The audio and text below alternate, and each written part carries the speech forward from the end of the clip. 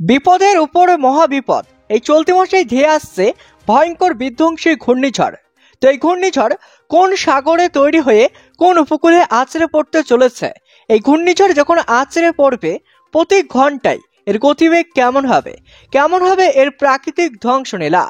এছাড়াও এই ঘূর্ণিঝড় যখন আছড়ে পড়বে কোন কোন জেলায় ব্যাপক বৃষ্টিপাতের সম্ভাবনা রয়েছে, কোন কোন জেলাগুলিকে আগাম থেকে সতর্কতা জারি করলো আবহাওয়া দপ্তর এবং বিশেষজ্ঞরা।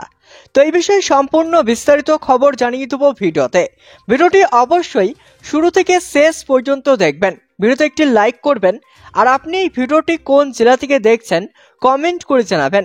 আপনার জেলার ঘূর্ণিঝড়ের খবর বেরিয়ে আসলেই আমরা আপনাকে জানিয়ে দেবো। আর ঘূর্ণিঝড়ের আপডেট প্রতিনিয়ত পাওয়ার জন্য চ্যানেলটিকে সাবস্ক্রাইব করুন। তো চলুন এবার দেখে নেওয়া যাক। আবহাওয়া বিভাগ সতর্কতা, চলতি মাসে বঙ্গোপসাগর থেকে ধেয়ে আসছে ভয়ঙ্কর বিধ্বংসী ঘূর্ণিঝড়। দুর্গা উৎসবের মাসেই এই ঘূর্ণিঝড়ের গতি কোন দিকে সেটি এখনও স্পষ্ট নয়। বিএমডি জানিয়েছে অক্টোবর মাসে এই ঘূর্ণিঝড় বঙ্গোপসাগরে 3টি নিম্নচাপ সৃষ্টি হতে পারে, যার মধ্যে একটি নিম্নচাপ ঘূর্ণিঝড়ের রূপ নেওয়ার আশঙ্কা রয়েছে।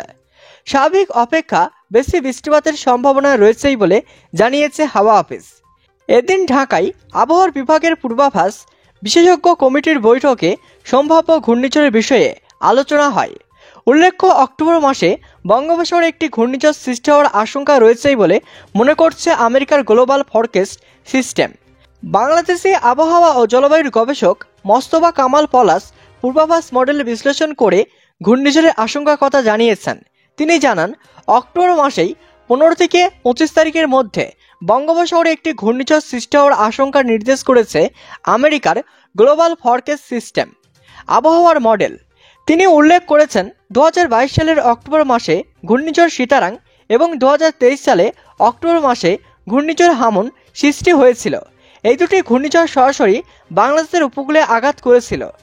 এদিকে ঘূর্ণিঝড় সিতারাং খুলনা বরিশাল উপকূলে এবং ঘূর্ণিঝড় হামুন চট্টগ্রাম এবং কক্সবাজার জেলার উপর দিয়ে বাংলাদেশে আঘাত করে। বাংলাদেশের আবহাওয়া বিশেষজ্ঞরা এই দিকটি খুব গভীরভাবে বিশ্লেষণ করছে। তারা জানিয়েছেন, অক্টোবর মাসে দেশের প্রধান নদ নদীগুলিতে স্বাভাবিক প্রবাহ রেজাম থাকে। তারা ভারী বৃষ্টিপাত জনিত কারণে দেশের উত্তরাঞ্চল, উত্তর পূর্বাঞ্চল ও দক্ষিণ পূর্ব পার্বত্য আবহিকার কর্তৃস্থানে এই বন্যা পরিস্থিতির সৃষ্টি হতে পারে।